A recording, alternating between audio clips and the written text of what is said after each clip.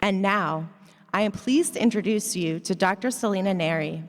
Dr. Selina is a forward-thinking, global, dynamic, multicultural corporate academic with more than 30 years of diverse C-level and board experience in Fortune 500, Global 500, and startups in the UA, Europe, and Asia. Dr. Neri is recognized for being an inspirational, authentic, and well-respected global leader.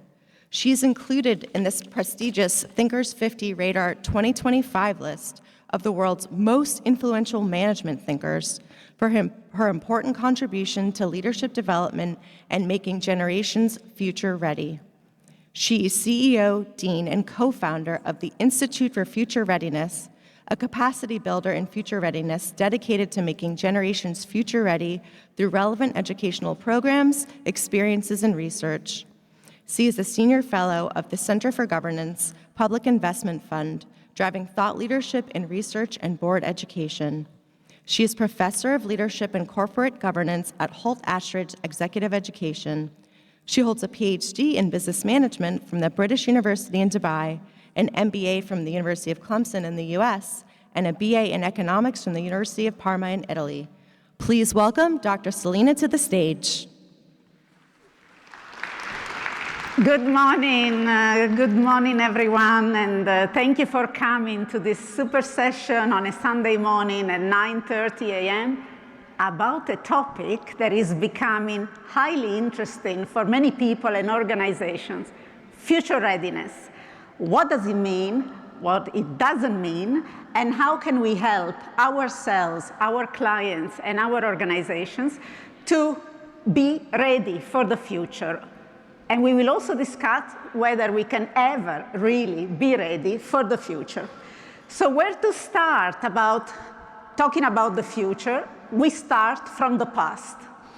Giacomo Puccini, the great opera composer, I'm disclosing my European roots here, used to say that half the time we don't really know what an opera is truly telling us until we have lived with it for a few decades. I find this topic highly applicable to talking about the future and future readiness, because half the time we will need to live with it for a few decades to really understand whether what we thought was going to happen and what research indicates was going to happen actually really happened. So let's keep this view of the past with us, because it is important to understand where we are going. Today, in this super session, we will discuss four main topics. First of all, we are going to go and do a bit of a reality check about the future of work, this very famous future of work, and we will place it into context of something much bigger than the future of work.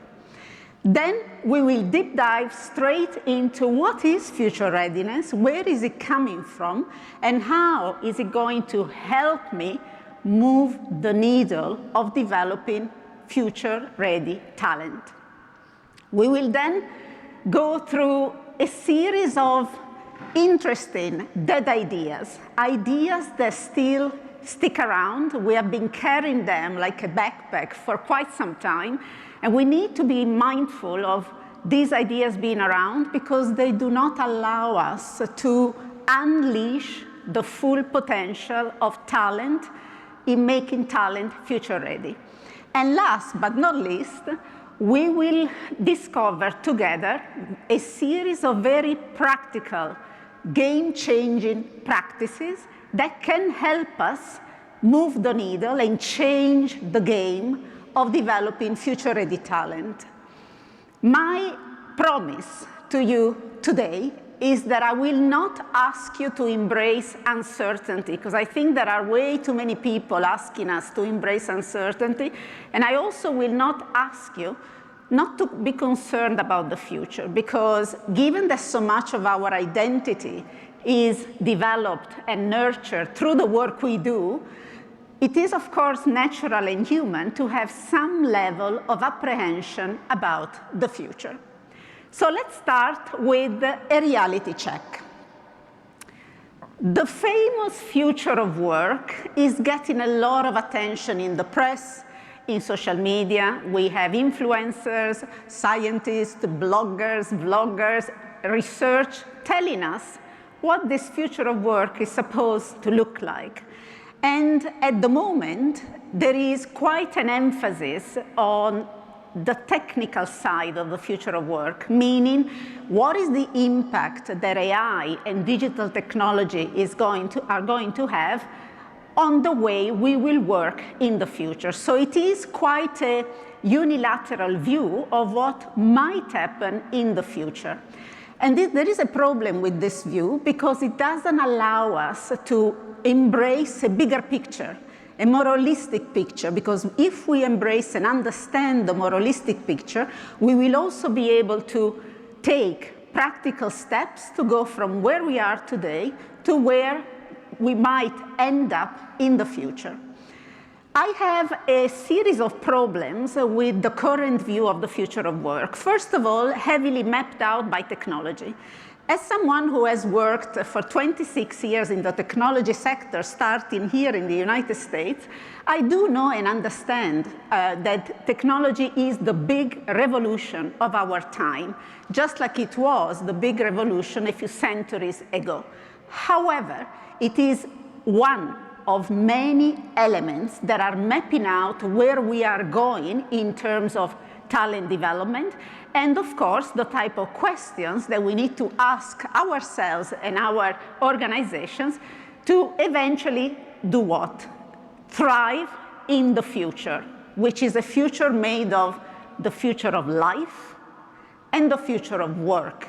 Because as far as I know, in this form, we live one life, and work is part of our life, is not a standalone component.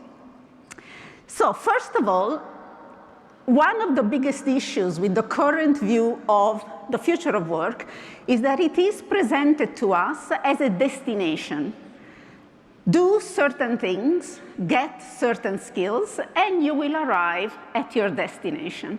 And this view leaves people, ourselves, organizations, and government of countries wondering.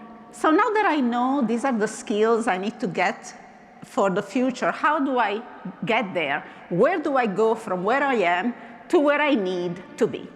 So I invite you to not to look at the future of work as a destination, but as a direction, because it is nothing more and nothing less than a perspective that we have today about how work is changing and will be changing as we go through the massive changes, not only in technology, that are paving out where we are going to end up in the future. Now, if we are embracing the future of work as a direction, I need a compass to navigate towards the future of work. I don't need a GPS, because the future of work as a destination is a moving target, given the massive changes and the pace of change that we are living in.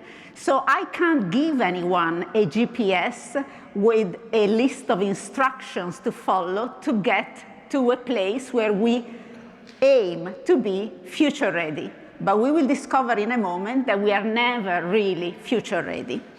The next problem is the impact of technology. We are focusing way too much on discussions around, is AI going to take over the world? Is AI going to take over and destroy jobs? All of this is important, but there is a bigger conversation that needs to happen, and our research is showing this, and that is around what is the reality on the ground today, and what are really the promises of AI. We know today that there is a notion, not only between the United States of America and my home country in the United Arab Emirates, but there is a notion in terms of the hype of AI, and therefore the work that we as talent development professionals need to do in this field, and the reality on the ground. Organizations and countries are struggling to understand, what do I really do with AI? Because there are three promises that technology in the form of AI is making to us. Number one, increased productivity. I do more with less. Number two, increased precision. And number three, of course, increased personalization. Now, out of these three promises, organizations and people need to figure out which one applies to them, which one will allow them new business model, entering new market, being more productive, more personalized, and of course, navigating with confidence this revolution. So we need to move beyond technology and AI as a hype and really looking on the ground, what is the delta, what is the gap that today organizations are facing? Because AI remains expensive, and of course, it has entered the world of education, the world of training and development, and pretty much is all around us in our day-to-day life. The second issue is that the future of work as it is today, we are still doing the check of where we are, is heavily linked to the so-called future skills. But let's be honest here in this room, when we hear about future skills, most of the time, we think about digital skills, right? We think about technology skills. And we will see in a moment, these are just 1%, 20% of all the skills that we need to develop. And we will also see the skills are only one of many components of future readiness. So stay with me because we will discover that in a moment. The next problem is that this mainstream view of the future of work is very standalone, meaning the future of work as a planet out there, and we need to aim to get there, while in reality, it is heavily interconnected with what is happening biologically, emotionally, spiritually to our life. And therefore, I can only look at both these planets, the future of life and work, together if I want to understand how I can drive the development of future talent. Because all of us, my fellow talent development professionals, are in the business of making people and organizations ready for the future. This is a privilege, and this is, of course, also the purpose of our life, unleashing human potential and human capital. So let's go straight to our second big bucket of today, future readiness. A few years ago, people didn't speak about future readiness. It was maybe something we started to study back in the 1970s, but we didn't know at the time that this field was going to be forming as future readiness. So we need to look back at the work of a scientist and futurist here in the United States by the name of Alvin Toffler, who at the time already predicted and understood the essence of future readiness.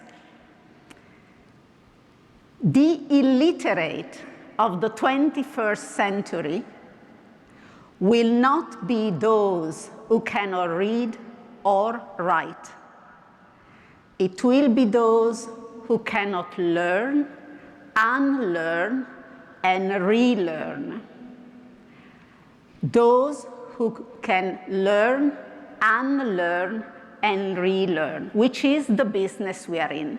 So we start looking at future readiness from this perspective. In essence, future readiness is the defining characteristic of people of all ages, built, not born, built to thrive in the future of life and in the future of work. It is the defining characteristic of people built to thrive in the future of life and in the future of work. So we can think about this as a DNA we are not born with, a DNA we built. And it requires, future readiness requires, our ability to do three things: to master, rejuvenate, or reinvent altogether our core components as human beings. And there are 4 core components that are beginning to emerge because this is an ongoing research around in this field. And the 4 components, you will see, they're so much broader than future skills. First of all, competencies, which includes skills and behavior, the application of knowledge to something that allows me to master a field and drives my behavior. The second one is experiences, not only work experience. Experiences, a formative track record of experiences that go beyond work and that allow individuals to build certain mindsets. Think about learning languages, visiting places, spiritual journeys, the arts. All of this is the sum of experiences that make up the number 2 component of future readiness. Number 3, drivers. What is it that drives people? What is it that motivates? Motivate comes from the Latin word moving. What moves me? What motivates me? What really gets me excited and engaged? Because we will see in a moment, with that, I will be able to solve one of the biggest problems that we are facing in the world of work, which is engagement. And last but not least, preferences. How do I prefer to live, to work, and to learn? Because if I don't know this and I'm only focusing on skills, yes, I will tick the box of skill development, but I will not move the needle of unleashing human potential and for people to thrive rather than survive or get by in the future of work, because this is the aim, this is the purpose of future readiness. It is to propel people forward, and to do so, they need to own their future, and to do so, they need to master, rejuvenate, or reinvent their core components all the time. As you can appreciate, this is very important also to address one of the biggest challenges and opportunities that we have in the world of work around the multi-generational workforce, where we look very often at what divides us and not very often what unites us. And future readiness is a unifying characteristic across all ages of people built to thrive in the future of work. So now that we know that these are the components of future readiness, in which context is future readiness taking place? How is it unfolding? Well, it is unfolding in 2 main contexts relevant to today.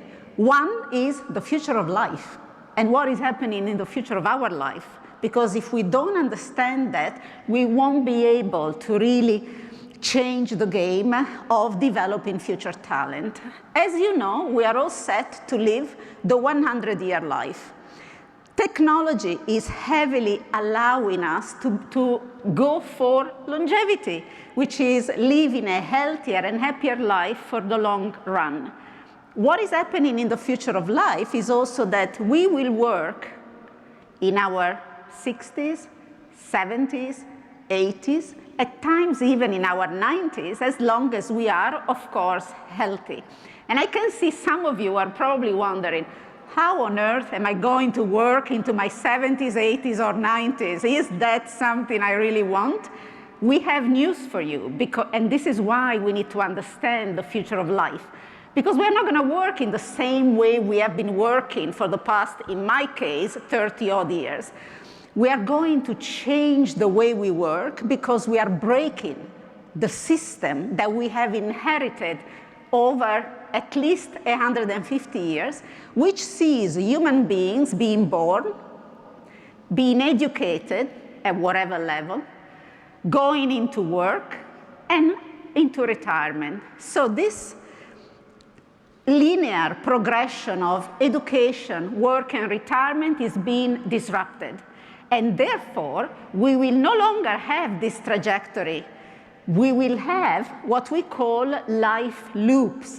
And at any point in time, each of us in this room is already today in a loop. And in the loop, I do 3 things. I live, I work, I learn. I live, I work, I learn. Now, what happens between the loops is the very exciting and sometimes terrifying phenomenon of career and life transitions. Now, nobody speaks about future skills as transitioning skills because we don't teach them, we don't really research them that much, and therefore when people, all of us, are faced with transitions, we kind of get a bit concerned. We don't know how to tackle them, where to start. But transitioning skills are becoming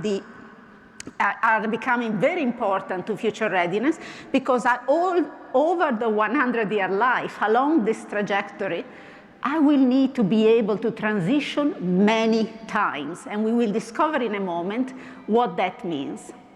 Something else that the future of life is bringing us, and I have phenomenal news for all of us today, is the fact that age and stage will no longer be equal.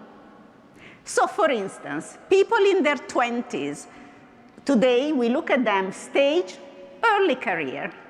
People in their 30s or 40s, mid-career. People in their 50s, pre-retirement. People in their 60s, definitely retirement. So we associate with biological age a stage in life and a stage in work. This is being profoundly disrupted.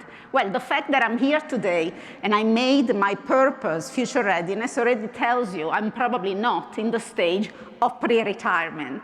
So age and stage will no longer be equal. And this opens up the Pandora box of opportunities of being in different stages at different ages all the time, because this is what happens to our loops. So let's now go to the future of work, which is the other side of the coin and the context within which future readiness unfolds. The future of work is very much about fluidity, and I have in my mind, and I use it very often in the work I do, this image of silk, fluid silk, fluid ways of working, fluid ways of organizing talent, fluid ways of using talent, deploying talent, and retaining talent. So it isn't about static roles. We will see in a moment that role boundaries are breaking, are becoming much more fluid, and therefore we will be able to navigate talent and help develop talent that will be then deployed in fluid ways and needs to be prepared to operate in fluid ways. Now, there are a few dead ideas that are still around us, and we need to be honest about these ideas because they kind of like stick around. They're always in our ears because they have been with us for a very long time, and maybe at some stage in our history they were applicable, but they are no longer applicable. So it's important we understand what these dead ideas are, because if we can get rid of them or relook at them in a different way, then we can really unleash the future talent, and we can really make people future ready. First of all, before we go into the dead ideas, I mentioned something at the beginning that is very important to the work of future readiness and to the work of all of us in talent development. Anybody promising you to make you ready for the future is after your money. So I invite you to be very critical about this. As long as there is life, there is learning. And since future readiness is about learning, unlearning, and relearning, we are never done. We are never future ready. So we need to become and remain ready for the future lifelong. Nobody can claim, I have arrived, I am ready for the future, because the world around us changes too fast. Skill sets change as well. My drivers, my preferences, and my motivations and my experiences also change. So let's look at the first dead idea. The future readiness is all about futures, plural. Futures is a science Alvin Toffler was one of the futurists at his time. And it is the science of looking ahead, using tools to do so, and walking backwards into the present, understanding the macro shifts, the macro trends, how these are impacting my business, my country, the geopolitical situation, my business model, and maybe even offering new markets and new ideas for business. Futures, which is something that I research and I also teach, is one element of future readiness. It isn't equal to future readiness.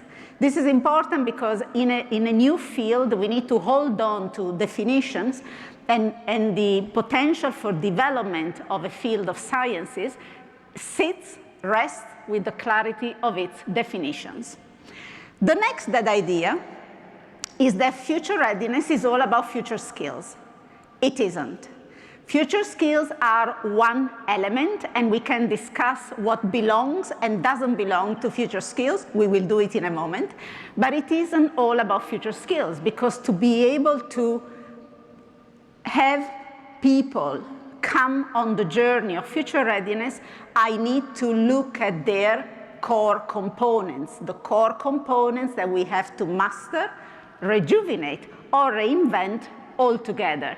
The competencies, the experiences, the drivers, and the preferences. So it isn't just about future skills. So I invite you to help me open up the conversation to go beyond skills. And even employers today, organizations who claim we are hiring beyond skills, we are going already beyond skills or hiring for skills, are only halfway through the journey of future readiness.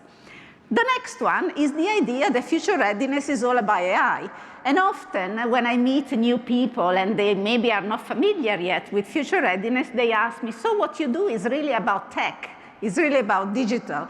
And I take them through a mini version of the discoveries that we started to see in our research around the future. So it isn't just about AI. It is about where the world is going, where is the place of humans in that work, and it is about deep work, deep learning, deep human learning that we need to do about ourselves, our workforce, and of course, our leaders. We are coming to that in a moment. Very important is also the set of dead ideas that have become quite known as zombie leadership. It isn't my original creation. I wish I could claim it, but in reality, it's zombie as a word started with the word of an economist, John Quetting, who looked at zombie ideas in the economics side of things. And because my background is in economics, I learned through his work. Zombie leadership is a set of expectations or ideas that we have had for a very long time around leaders. And we need to address zombie leadership, because if we don't, we are going to carry with us these ideas that don't really help us to do what? To unleash and figure out where to start and how to make people ready for the future lifelong. So the first one is that leadership is all about leaders. Look around ourselves in today's world, and we know that leadership is very much about the people we lead, those we are on the journey with. So think about this. For many years, we studied leadership for being all about leaders. And we have invested a lot of money to try to figure out the winning formula for leadership development. But we know today that followers, that I prefer to call those we have the privilege of leading, are actually all about leadership. Leadership is about the people we are on the journey with. So organizationally, I need to be able to place my focus not only on the leaders, but most importantly, on those being led. The next dead idea, or zombie idea in the dead idea bucket, is that all leaders have specific qualities. Get the qualities right, and we will have the product of great leadership. We have bad news because this isn't the case at all. This isn't how it works, particularly in the trajectory of future readiness and helping people to thrive rather than survive in the future of life and work. What is important isn't that we have the qualities. What is important is that the people we lead perceive us as living and breathing these qualities, perceive us as behaving as through the qualities coming to life. So many leaders are great in the quality set they've got, in the components that they have, but we don't see them in action. We don't see them day to day in behavior. And therefore, the fact that the qualities exist is absolutely irrelevant to how I feel in my day-to-day, and therefore how energized and interesting I will be to drive my agency, my choices, to make myself ready for the future. The next one is that all leaders do specific things. Get the things right, and we will have the product of great leaders. We know today that this isn't the case. Not every leader has to do a certain set of skills to unleash great leadership, because the set of things to do very much depend on the people I lead, the organization I am in, and the type of future of life and work I find myself working towards and living in. We also have an idea that has been with us for a very long time, and we need to get rid of this as well to unleash this journey of developing talent for the future. And it is that we can't survive without leaders. In reality, there is a tradition of research that is accelerating at the moment, particularly around companies that have started to be very lean in terms of leadership layers. And we know that we can survive very well without leadership layers. If we do one thing, if we focus not so much on leaders by role and title, but we put our money and our talent development energy into developing leaders by behavior. And there are companies that are pioneers in this. Some of them are based also in the Middle East, where leaders they're letting go of leaders by title because they focus their attention on leaders by behavior. So now that we have looked at these particular dead ideas that we need to let go of, let's go back to the beginning and let's discover together what I call a set of practices that are potentially going to really change the game of what we do. And we are all talent development professionals in the business of not only making people ready for the future, but we are in the business of unleashing and elevating human capital, which is a much bigger aspiration and purpose in life than developing talent. It's a much bigger picture.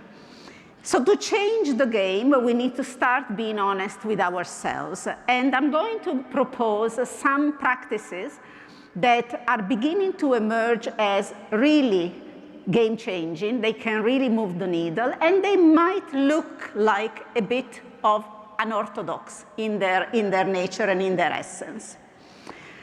So first of all, these unorthodox practices are all about do less, talk less, practice less around here are the skills you need, particularly here are the skills of the future you need. Get them right, and off you go. Here's your journey. And let's do, as people in talent development and as organizations and as leaders, let's do more around here is what will help you figure out what to do next and will help you thrive rather than survive in the future of life and work.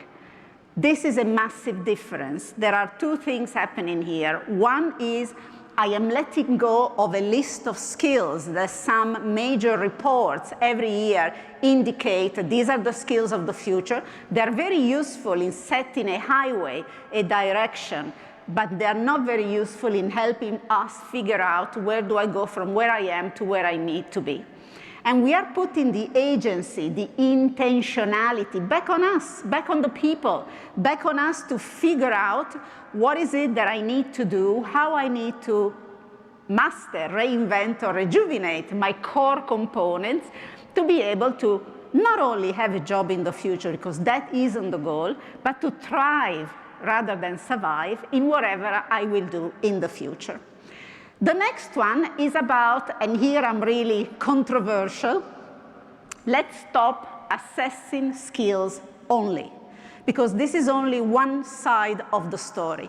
What we need to do is to embrace a bigger conversation around assessing the core components of future readiness, the competencies, the experiences, the drivers, and the preferences.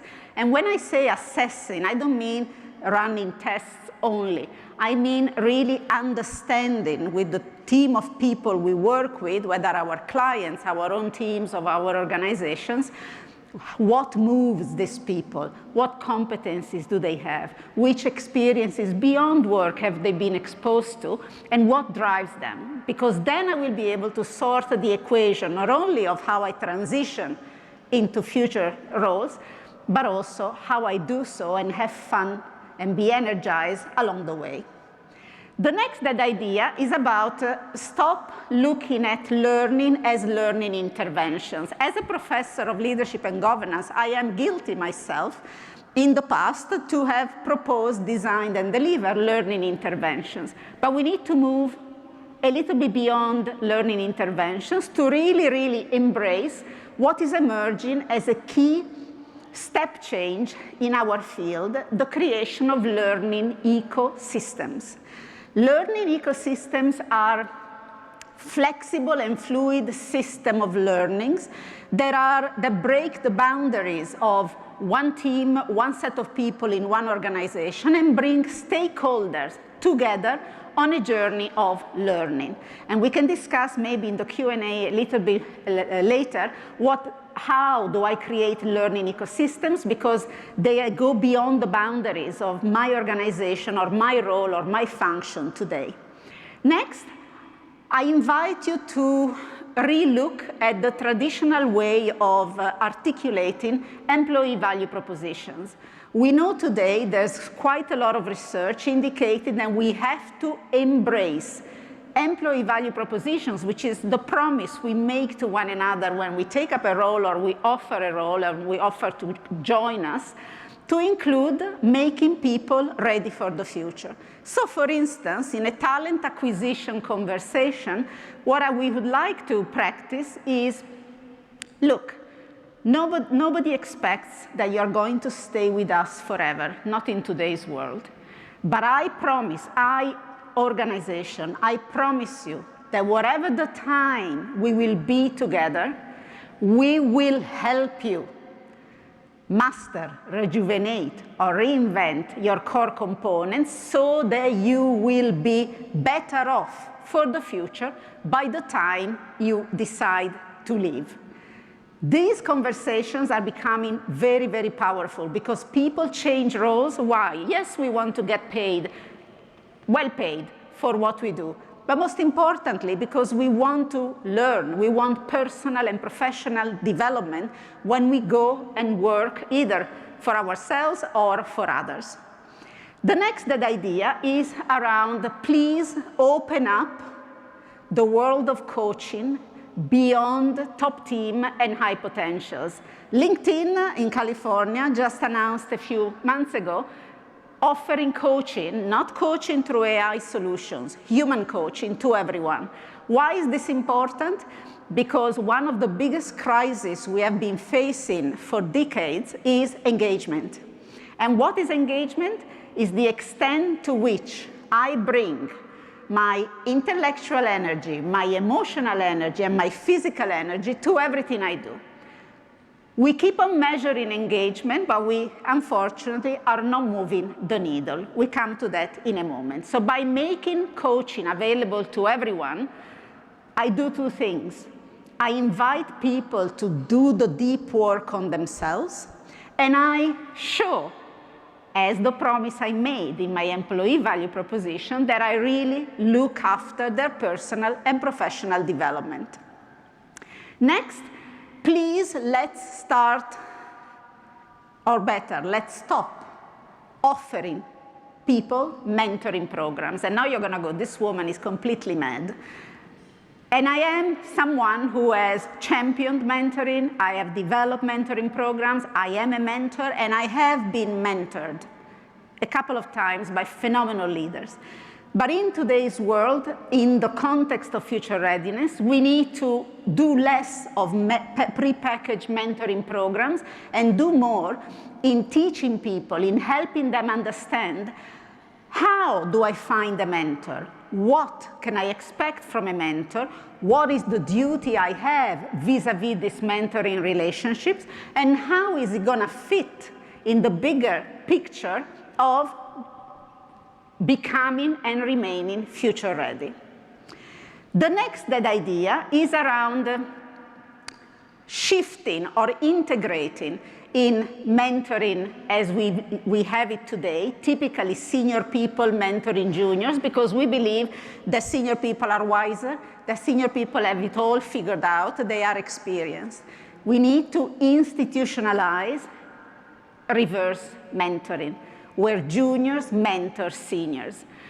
There's a lot of research in the past 5 years indicating that one of the biggest ways to sort out the tensions of the multi-generational workforce is actually to create a system, which, by the way, doesn't need to cost any money, whereby I match and I help young people to be the mentors of seniors. And because I like to walk my talk, because this is about authenticity, I have been mentored for the past year and a half by a Gen Z based in California. And apart from the time zone challenges to get on a Zoom call, it has been today one of the biggest learning curves of my life. And it has helped me, and it is helping me understand the market better, understand where is this anxiety coming from, and how younger generations view us, and what we can do together to become and remain future ready. The next one, around engagement, I would like to say the following. Since we keep measuring engagement and we don't move the needle because there is a crisis of engagement, which then links to mental health and well-being, then we need to do something out of the box. Expect less organizations that do something about engagement, because clearly it isn't happening, although we keep measuring it. And do more about, first of all, give the agency about engagement to people. So for instance, every day I ask myself, what have I done today to create for myself meaningful work? What have I done today to give the most energy to the people around me? Because that guides day to day the way we look at remaining engaged. In the past, and my doctoral thesis was about engagement, we used to think that we are either engaged or disengaged, very binary. Today, we know that engagement fluctuates, is fluid, and in the same workday, I can go up and down, up and down, up and down, depending on many circumstances. But to become and remain future ready, I need to have a grip on engagement, because if we don't, then we are not moving people from surviving to thriving. And of course, this means give the responsibility of engagement to leaders and managers who are the source of engagement day in and day out. Next, we need to stop talking about well-being. And now you're really going, what is she talking about? Stop talking about well-being and then behaving by driving people crazy, and then creating workloads that are unhuman, and then driving people into burnout. As someone who has been twice in her life so far hospitalized for burnout, I can tell you that talking about well-being without changing this toxic way of working is not going to cut it. To become and remain future ready, we need leaders and managers who walk the talk of well-being. So less PR talk around it and more day-to-day behaviors where people are looked after. And we are also honest in business. This quarter, this hour, this week will be crazy for all of us. But then I don't want to see you for 3 days or a week because I want you to recharge. This will allow me to master the component of future readiness because will help me re-energize and therefore understand where am I going. The next one, it's one last practice before we close, is around something very close to my heart, and it is about which fights need fighting in the talent development world and how we can win those fights with C-level and with boards. As someone who works with boards, I'm a board member, I'm a professor of governance, so I see the conversations around learning and development falling on deaf ears. It's going to cost too much money, I've got other headaches, behind closed doors, of course. So I invite you to change the conversation by helping people speak the language of the C-suite or boards. So for instance, if I want to put on the table an investment for learning and development, I need to start by saying culture is increasingly an intangible asset. Talent development drives culture, the way we do things around here. And culture and talent are generally, globally, 54% of our market value for public companies. Think about it, 54%. Now, as a board or as a C-level team, we are in charge of performance and risk. Yes? Yes, we are. Culture drives both performance and risk. So already at this stage, you got their ears. Then we add, investors want to know our talent story. The press wants to know our talent story. Regulators want to know our talent story. Now, by this time in the prep talk, if you don't hear from these senior leaders, tell me more, I invite you to contact me. I will leave my mobile number and my email address. Contact me, because if that happens, we've got a bigger issue than just talent development. We have an issue with C-level suite and with boards. So let's go back from where we started. We have looked at the history of the opera and the words of Giacomo Puccini. Stick with it for a few years until you see the outcomes. We have explored the new field of future readiness as the key characteristic, DNA, of people built to thrive rather than survive in the future of life and in the future of work.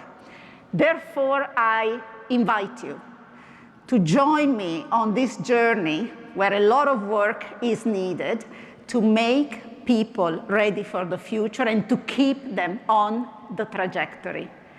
Thank you. Thank you. And now we can take some questions. Thank you. Thank you so much, Dr. Selina. How do you think about the concept of work-life balance and fluidity, especially when we think about the expectations of rising generations where they seem to desire strong boundaries between their work and personal lives? Wonderful question, and one that has kept me busy personally for a very long time, because I don't believe in work-life balance. I never did. I believe in harmony, because we go back to the principle that we only have, at least in this form, one life. So if we can have conversations around harmony, we can break this concern that younger generations have. By the way, I have the same concern, because there is a personal life that I like to protect, and please not have it on social media by choice. So we can break these concerns by ensuring that we help people find in harmony between these two spheres of the same life. But we also respect the fact that not everybody wants to bring to work their full self, because this is what it means. I have worked in countries, I've worked in most continents so far in my life, and I have worked in countries where the culture of the place was, you can work together for 20 years, but you will never know anything about my personal life, whether I have a partner, a spouse, kids, whatever.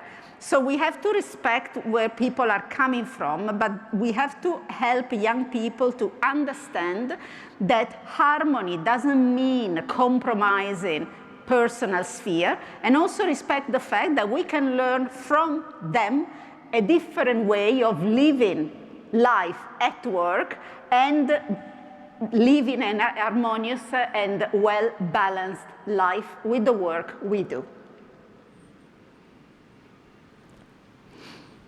You presented the future of work as a direction rather than a destination, and something over which we have control by choosing to learn and relearn. In an ever-evolving world where AI enables precision, how do you think about the role of failure in our quest for future readiness? The role of failure, thank you for this absolutely important question, is paramount. Especially in a field like this, where we have little to hang on to because we are in discovery mode, we are pioneers, all of us, we are pioneers. This conference is pioneering. We need to remember that a lot of what we are learning and we are figuring out, and the practices that we discover together, the game-changing practices, come from experimentation. Experimentation requires failure. It's actually a bad word, has a bit of a negative spin to it. We need to find a different word, but we have to embrace failure. Why? Because experimenting means some stuff will work, some stuff will not. And therefore, to help people become and remain future ready, I have to take the stigma out of failure. There are workplaces, we talk about psychological safety, and one of the leaders in this field is Professor Edmondson from Harvard, as places that need to enable and embrace getting things wrong, voicing when things go bad, and not stigmatizing any type of failure. Without experimentation, there is no working towards future readiness. There is no working towards the future of work. And anybody portraying an image of a scientific way to go from where we are to the next 30, 40, or 300 years, again, is after your money. So failure is important. We need ourselves to feel comfortable with it. At the beginning in my life, when I failed, I made my life very difficult. I was very tough on myself. Today, I have learned from the younger generation to look at myself and say, you know what?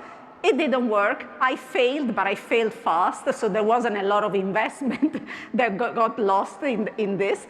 And therefore, I moved to the next. So very important question. Thank you for this, because failure goes together with experimentation, and experimentation goes together with innovation. What are common topics other than technology that are valuable in reverse mentoring? Reverse mentoring is a great opportunity to understand, number one, psychology, meaning how are younger generations or older generations in this relationship viewing the world, viewing life, the values that we have, what we care about, how we see the future. But also there are phenomenal conversations beyond technology. For instance, to understand the market.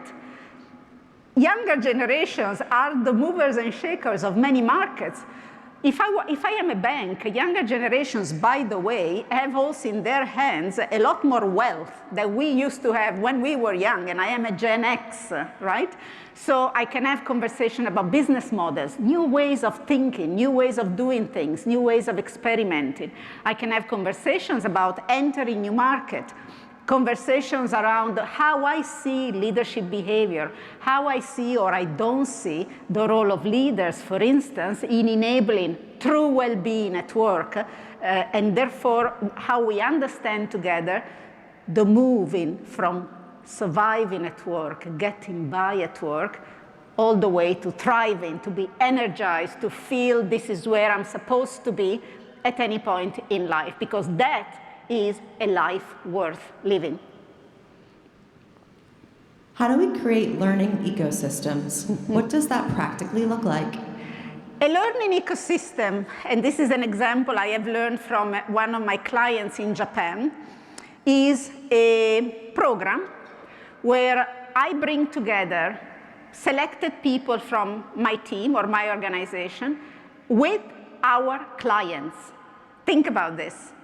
with our clients. What is it that I can create as time well spent with my number one stakeholders, the clients who buy my services and my products, in a conversation where we are all together twice a year, 3 times a year, learning something that we are all struggling with. Think about the depth of relationships that are built through these circles. Think about the depth of learning, because I am breaking the barriers of my organization and I'm putting people from different areas of the business together with clients. And I never saw in this experiment any company I've worked with, and I've done it 10 times so far, losing a client.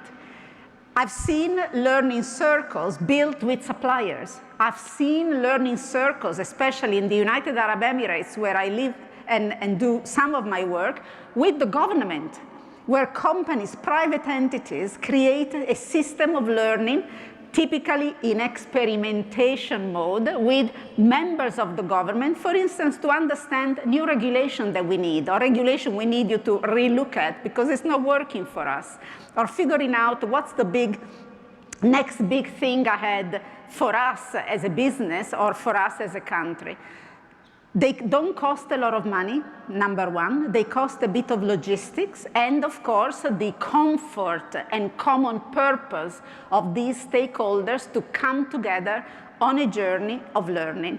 I have personally sat in many learning ecosystems as a learner as well as a facilitator, and the learning has been not only phenomenal, but very out of the box, because all of a sudden we discover we are struggling in the same way. We might have not seen the reality that we can build together, and we bond with people with whom we typically have a different type of relationship, at times commercial, at times a regulatory relationship, and we become all learners. So I highly recommend to try this practice.